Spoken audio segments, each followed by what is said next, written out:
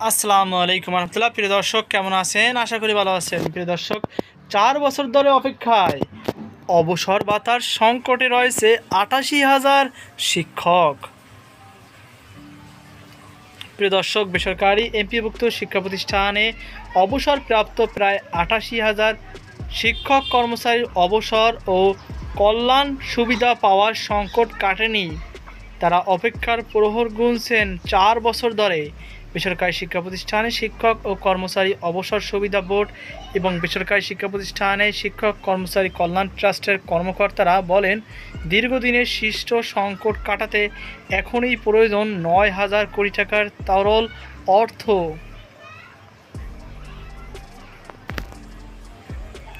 তবে সম্প্রতি সরকার দিয়েছে 2,200 কোটি টাকার তহবিল, অর্থাৎ এই টাকা লভ্যাংশ দিয়ে নির্ধারিত সময়ের মধ্যে শিক্ষক কর্মচারীদের অবসরকালীন প্রাপ্য ভাতা দেওয়া সম্ভব হচ্ছে না।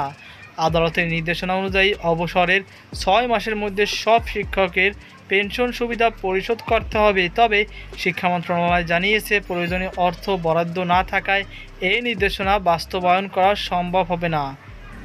বিষয়টি আইনিভাবে মোকাবেলা করার প্রস্তুতি নিচ্ছেন তারা।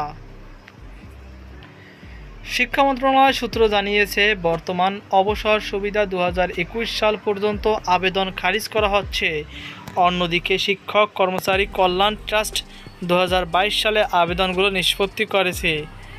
এতে করে আবেদন নিষ্পত্তি দীর্ঘসূত্রতা তৈরি হয়েছে। এর ফলে আবেদনকারীদের দীর্ঘদিনের অপেক্ষায় থাকতে হচ্ছে। বর্তমানে একটি আবেদনে নিষ্পন্ন হতে গড়ে 2.5 বছর সময় লেগে যাচ্ছে। গত 2 সেপ্টেম্বর 13 পৃষ্ঠার পূর্ণাঙ্গ রায় সুপ্রিম কোর্টের ওয়েবসাইট প্রকাশ করেন আদালত।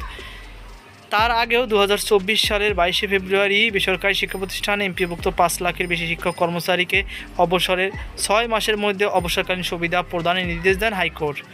ওই রায় আদালত বলেন, শিক্ষকদের রিটায়ারমেন্ট বেনিফিট অবসরকালীন সুবিধা পেতে বছরের পর বছর ঘুরতে হয়। এই হয়রানি থেকে তারা কোনোভাবেই পান না। একজন শিক্ষক কত টাকা বেতন পান সেটাও বিবেচনায় নিতে হবে। এজন্য তাদের অবসর ভাতা 6 মাসের মধ্যে দিতে হবে। এই অবসর ভাতা পাওয়ার জন্য শিক্ষকরা বছরের পর বছর দাঁড়ে দাঁড়ে ঘুরতে পারেন না বলেও মন্তব্য করেন আদালত। শিক্ষা মন্ত্রণালয়ের একজন কর্মকর্তা নাম প্রকাশ না করার শর্তে বলেন, মন্ত্রণালয়ের কাছে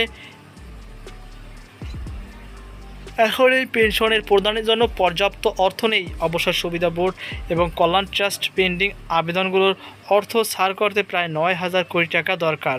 তবে সরকার বরাদ্দ দিয়েছে 2,200 কোটি টাকা।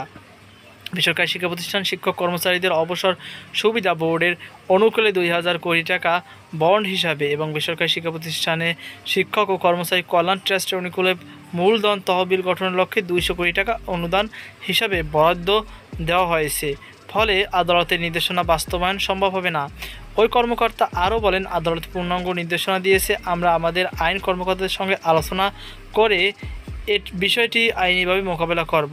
চিকিৎসা, দৈনন্দিন ব্যয় ও পারিবারিক দায়িত্ব পালনে ব্যর্থ হচ্ছেন অনেক অবসরপ্রাপ্ত শিক্ষক। এমপিভুক্ত স্কুল, কলেজে, মাদ্রাসা ও কারিগরি শিক্ষা প্রতিষ্ঠানে শিক্ষক নিয়োগের কর্মচারী 1990 সাল থেকে কল্যাণ ট্রাস্টের সুবিধা দেওয়া হচ্ছে। 2005 সাল থেকে শুরু হয়েছে অবসর সুবিধা দেওয়া।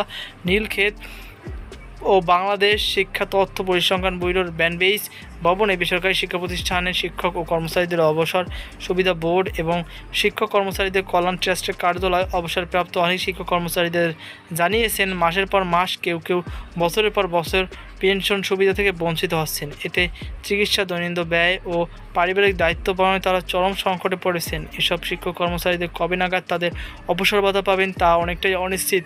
মুন্সিগঞ্জের আপ্পাল ডিগ্রি কলেজের অবসরপ্রাপ্ত সহকারী অধ্যাপক কাজী আলাউদ্দিন বয়সের ভারে ন্যূজ এই শিক্ষক সড়ক দুর্ঘটনায় পায়ে আঘাত পান। শিক্ষক জীবনের শেষ সম্বল অবসরের টাকা দিয়ে চিকিৎসা করাবেন, কিন্তু এমন আশায়ও বুক বেঁধেছিল।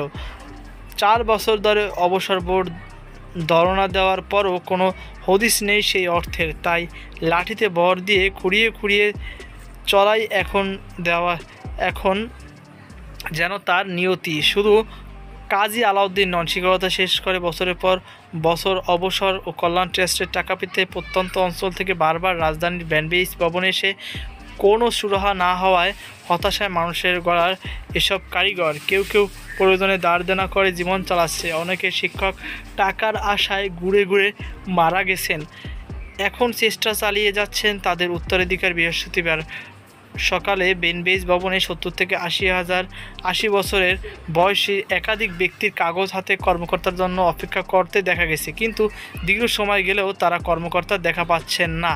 একজন প্রবীণ শিক্ষক বলেন, নিজের পাওনাটুকু পাচ্ছি না। জীবনে অন্তিম মুহূর্তে রোগ শোক আর অর্থগ্লানি নিয়ে সময় পার করছেন তিনি।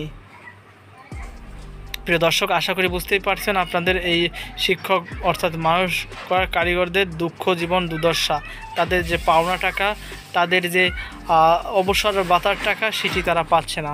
তো এই ছিল আমার সর্বশেষ আপনাদের সকল আল্লাহ হাফেজ।